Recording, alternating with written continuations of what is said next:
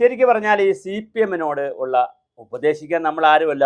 C P M എന്ന് പറഞ്ഞാൽ എത്രയോ വലിയ പ്രസ്ഥാനമാണ്. ബുദ്ധിജീവികളുടെ പരമ്പരയുള്ളതാണ്. പാരമ്പര്യ ബുദ്ധിജീവികളുണ്ട്, പുതിയ ബുദ്ധിജീവികളുണ്ട്. പി രാജീവിനെ പോലുള്ള താത്വിക ആചാര്യന്മാരുണ്ട്, സ്വരാജിനെ പോലെയുള്ള നവബുദ്ധിജീവിയുണ്ട്, തോമസ് ഐസക്കെ പോലെയുള്ള ശകലം കുറച്ച് പഴയതായി പോയെങ്കിലും ബുദ്ധിജീവിയായിട്ടുള്ളവരുണ്ട്.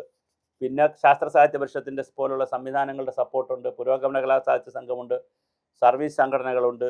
പിന്നെ കേരളത്തിലെ സാംസ്കാരിക നവോത്ഥാന നായകന്മാരുടെ പുതിയ നായകന്മാരുടെ പങ്കാളിത്തമുണ്ട്. അങ്ങനെ സി പി എം എന്ന് പറഞ്ഞാൽ ബൗദ്ധികമായി വളരെ സമ്പന്നമാണ്. കോൺഗ്രസിനെയോ ബി ജെ പിയെ പോലെയുള്ളതൊന്നുമല്ല, വളരെ സമ്പന്നമായിട്ടുള്ള ഒരു പാർട്ടിയാണ് സി പി എം. അതുകൊണ്ട് തന്നെ അതിനെ ഉപദേശിക്കാൻ നമ്മൾ ആളല്ല. മാത്രമല്ല അതിനകത്ത് ബ്രാഞ്ച് കമ്മിറ്റി മുതൽ പോളിറ്റ് ബ്യൂറോ വരെ വളരെ കൃത്യമായ എണ്ണയിട്ട യന്ത്രം പോലെയുള്ള സംഘടനാ സംവിധാനമുണ്ട്. ഒരു പക്ഷേ ഇന്ത്യയിൽ ഒരു പാർട്ടിക്കും, ഒരു രാഷ്ട്രീയ പാർട്ടിക്കും ഇങ്ങനെ ഒരു സംഘടനാ സംവിധാനം, കേഡർ സംവിധാനമില്ല. പാർട്ടി എന്ന് പറഞ്ഞാൽ മരിക്കാനും പാർട്ടിക്ക് വേണ്ടി കൊല്ലാനും കുത്താനും എല്ലാ കാര്യങ്ങളും ചെയ്യാനും പാർട്ടിക്ക് വേണ്ടി എന്ത് കാര്യം ചെയ്യാനും തയ്യാറായിട്ടുള്ള പാർട്ടി ഈസ് ഫസ്റ്റ് എന്ന് പറയുന്ന അമ്മയേക്കാൾ പാർട്ടിയെ കാണുന്ന പതിനായിരക്കണക്കിന് ആളുകളുള്ള വലിയൊരു പ്രസ്ഥാനമാണ് സി പി എം. അതുകൊണ്ട് ഞാൻ തിരുത്താനും ആളല്ല. നമ്മൾ ഇതിനകത്ത് അഭിപ്രായം പറയുന്നു. കാരണം പൊതു മണ്ഡലത്തിൽ നിൽക്കുന്ന വ്യക്തികൾ എന്നുള്ള നിലയിൽ സമൂഹത്തിൽ കാണുന്ന കാര്യങ്ങളെക്കുറിച്ച് അനലൈസ് ചെയ്യുന്നു എന്ന് മാത്രം. അങ്ങനെ ഒരു അനാലിസിസിൽ പോകുമ്പോൾ സി പി എമ്മിനോട് പറയാനുള്ളത്, വീണ്ടും ഞാൻ പറയുന്ന ഉപദേശമല്ല നിർദ്ദേശമാണ്, സി പി എമ്മിനോട് പറയാനുള്ളത്, നിങ്ങൾ പിണറായിയെ ചുറ്റി കറങ്ങരുത്. പിണറായി എന്ന് പറയുന്ന ചക്കിന് ചുറ്റും നിങ്ങൾ കറങ്ങരുത്. കാരണം പിണറായിയുടെ ഒരു വസന്തകാലം ഉണ്ടായിരുന്നു. 17 വർഷക്കാലം അദ്ദേഹം സെക്രട്ടറി ആയിരുന്നു, വെൽ ആൻഡ് ഗുഡ്. അത് കഴിഞ്ഞ് 10 വർഷം അദ്ദേഹം മുഖ്യമന്ത്രിയായിരുന്നു. നല്ലതായാലും ചീത്തയായാലും അദ്ദേഹം മുഖ്യമന്ത്രിയായിരുന്നു. തുടർഭരണം വാങ്ങിയെടുത്തൊരു മുഖ്യമന്ത്രിയാണ്. തുടർഭരണം വാങ്ങുക എന്ന് പറഞ്ഞാൽ കേരളത്തിൽ എളുപ്പമല്ല. അപ്പോഴും തുടർഭരണം നേടിയ ഒരു മുഖ്യമന്ത്രി എന്നുള്ള നിലയിൽ ചരിത്രത്തിൽ അദ്ദേഹത്തിന് വലിയ സ്ഥാനമുണ്ട്. പിന്നെ കുറേ മെഗാ പ്രോജക്റ്റുകളൊക്കെ അദ്ദേഹം നടപ്പിലാക്കാനുള്ള ആഗ്രഹ പറഞ്ഞെങ്കിലും ഒരു മെഗാ പ്രോജക്റ്റ് നടപ്പിലായില്ല എന്നുള്ളത് വേറൊരു വിഷയം. മലയോര ഹൈവേ, തീരദേശ ഹൈവേ, തുരങ്കപാത, ഇങ്ങനെ 100 കണക്കിന് പരിപാടി. ആ തുരങ്കപാത ഇപ്പോൾ തുടങ്ങി. ബാക്കി 100 കണക്കിന് പ്രോജക്റ്റുകൾ അദ്ദേഹം പറഞ്ഞെങ്കിലും വേണ്ടത്ര അദ്ദേഹത്തിന് മുന്നോട്ട് പോകാൻ പറ്റിയിട്ടില്ല. പിന്നെ കുറേ ക്ഷേമ പ്രവർത്തനങ്ങളും ക്ഷേമനിധി ബോർഡിൻ്റെ കാര്യങ്ങൾ അതുമായിട്ടൊക്കെ കാലം പോയി. 5 വർഷവും 10, പിന്നെ കോവിഡ്, പ്രളയം, ഇങ്ങനെയൊക്കെ പോയി, കാലം പോയി. ഉരുൾപൊട്ടൽ എന്നൊക്കെ പറഞ്ഞ് സമയം കഴിഞ്ഞു. അപ്പോൾ വളരെ കൃത്യമായിട്ടുള്ള ഒരു സംവിധാനത്തിലേക്കാണ് കാര്യങ്ങൾ പോകുന്നത്. അതുകൊണ്ട് തന്നെ കൃത്യം നമുക്ക് കാര്യങ്ങൾ പിന്നെ ഉണ്ട്. അതേസമയം പിന്നെ പിണറായിയുടെ ആ വസന്തകാലം കഴിഞ്ഞു. അദ്ദേഹത്തിന് 2 കാര്യങ്ങൾ ഇപ്പോൾ ഉണ്ട്. അത് യാഥാർത്ഥ്യമാണ്, പാർട്ടി കാണേണ്ട ഒരു യാഥാർത്ഥ്യമാണ്. അദ്ദേഹം എത്ര അമാനുഷനായിരുന്നെങ്കിലും, പുലിയായിരുന്നെങ്കിലും, പുലിയായിരുന്നെങ്കിലും ഒന്ന്, അദ്ദേഹത്തിന് ആരോഗ്യപരമായി പ്രശ്നങ്ങളുണ്ട്. റെസ്റ്റ് ആവശ്യമുള്ളൊരു ജീവിതമാണ് ഇനി. 2, നല്ല ചികിത്സ ആവശ്യമുണ്ട്. അത് അദ്ദേഹം ചെയ്യുന്നു. എന്നാലും 3, അദ്ദേഹത്തിന് പ്രായം അദ്ദേഹത്തിൻ്റേത് ഒരു വളരെ പ്രധാനപ്പെട്ട ഘടകമാണ്. കാരണം 70 വയസ്സ് കഴിഞ്ഞവർക്ക് സീറ്റ് കൊടുക്കാത്ത പാർട്ടിയിൽ 85 വയസ്സായ ഒരാളെ, അല്ലെങ്കിൽ 80 വയസ്സ് കഴിഞ്ഞ ഒരാളെ നേതാവായി നിർത്തിയിരിക്കുന്നതിൽ ഒരു അനൗചിത്യമുണ്ട്. നാട്ടുകാർ കേട്ടാലുമുണ്ട്, പാർട്ടി കേഡർമാർ കേട്ടാലുമുണ്ട്.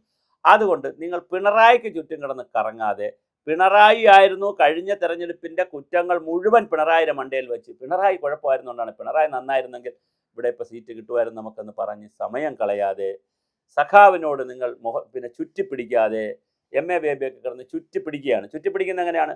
ഫുട്ബോൾ കളിക്കുമ്പോൾ ബാൾ പാസ് ചെയ്ത് കൊടുക്കണം, കയ്യിൽ പിടിച്ച് വെച്ചുകൊണ്ടിരുന്നാൽ ഗോൾ അടിക്കാൻ പറ്റൂല, മറ്റുള്ളവർ എന്നൊക്കെ ഇങ്ങനെ ഇൻഡയറക്റ്റ് ആയിട്ട് പറയാതെ, സഖാവ് പിണറായി വിജയൻ സഖാവ് പ്രതിപക്ഷ നേതാവ് സ്ഥാനത്ത് നിന്ന് മാറണം, സഖാവ് റെസ്റ്റ് എടുക്കണം എന്ന് പറയാൻ ഈ സി പി എമ്മിന് കഴിയണം. അത് പിണറായിക്ക് ചുറ്റും നിന്നുകൊണ്ട് ഈ പാർട്ടിയെ കറക്കി എടുക്കാൻ ശ്രമിച്ചാൽ ഇതിൻ്റെ മുഴുവൻ ഗുണവും കൊണ്ടുപോകുന്നത് എതിരാളികളായിരിക്കും. അതുകൊണ്ട് നിങ്ങൾ പിണറായിയെ പിണറായി അങ്ങനെ മാറ്റുന്നത് കൊണ്ടോ, ഇനി പിണറായിയോട് പറഞ്ഞാൽ അത് സ്വയം മാറുന്നത് കൊണ്ടോ ഒന്നും സംഭവിക്കാനില്ല. രാഷ്ട്രീയത്തിൽ ഇന്നല്ലെങ്കിൽ നാളെ എന്നായാലും വിശ്രമ ജീവിതമുണ്ട്. എ കെ ആൻ്റണി ഇപ്പോൾ വിശ്രമ ജീവിതം നയിക്കുകയല്ലേ? എ കെ ആൻ്റണിക്ക് വല്ല കുറവുണ്ടോ? മുൻ പ്രതിരോധ മന്ത്രിയാണ്, AICCയുടെ വലിയ നേതാവാണ്, KPCC പ്രസിഡന്റായിരുന്നു, മുഖ്യമന്ത്രിയായിരുന്നു. എ കെ ആൻ്റണി ആരെങ്കിലും മോശമായിട്ട് കാണുന്നുണ്ടോ? ക്ലാസിക്കൽ എക്സാമ്പിൾ എ കെ ആൻ്റണിയാണ്. VS അച്യുതാനന്ദൻ മാറി നിന്നില്ലേ? EMS പാർട്ടിയിൽ നിന്ന് മാറിക്കൊടുത്തു, മുന്നണിയിൽ നിന്ന് മാറിക്കൊടുത്തു, എന്തെല്ലാം ചെയ്തോ? അനുഭവ സമ്പത്ത് കിടക്കുന്നു, CPM തന്നെ കിടക്കുന്നു. അതുകൊണ്ട് പിണറായിയെ ചുറ്റിപ്പറ്റി കാര്യങ്ങൾ നോക്കി നിൽക്കുന്നത് ശരിയല്ല. പിണറായിയുടെ ഗുണവും പിണറായിയുടെ വീട്ടിലെ കാര്യങ്ങളും പിണറായിയുടെ വിൻസ് ആൻഡ് ഫാൻസിയും നോക്കലായി CPM അതപ്പതിക്കരുത്. അത് വിട്ടേക്കുക. പിണറായിയുടെ വഴിക്ക് നിൽക്കട്ടെ, നിങ്ങളെ വഴിക്ക് നിൽക്കുക. ഇനി പിണറായിയെ തിരുത്താനുള്ള ജോലിയൊന്നും നിങ്ങൾ ഏറ്റെടുക്കണ്ട. അദ്ദേഹത്തിന് തിരുത്തുകയും വേണ്ട. അദ്ദേഹത്തിന് മിനിമം ജോലി കൊടുത്തുകൊണ്ട് നിങ്ങൾ ബാക്കി സഖാക്കളെ മുന്നിൽ നിർത്തി പുതിയ നേതൃത്വത്തെ കൊണ്ടുവന്നുകൊണ്ട് പാർട്ടിയെ ശക്തിപ്പെടുത്താനും മുന്നണി ശക്തിപ്പെടുത്താനുമാണ് ശ്രമിക്കേണ്ടത്. അവിടെ CPI ആയിട്ട് വിട്ടുവീഴ്ച ചെയ്യണമെങ്കിൽ വിട്ടുവീഴ്ച ചെയ്യണം, അല്ലാതെ ബലം പിടിച്ച് ബഹളമുണ്ടാക്കി പോവുക അല്ല ചെയ്യേണ്ടത്. അതുകൊണ്ട് തന്നെ പിണറായിയെ തിരുത്താൻ നടക്കേണ്ട കാര്യമില്ല. അദ്ദേഹത്തിന് ഇനി ഈ പ്രായത്തിൽ, പ്രായം കൂടി ഇത്രയും ആയ സാഹചര്യത്തിൽ തിരുത്തൽ എളുപ്പമല്ല. അദ്ദേഹത്തിൻ്റെ വഴിക്ക് വിടുക.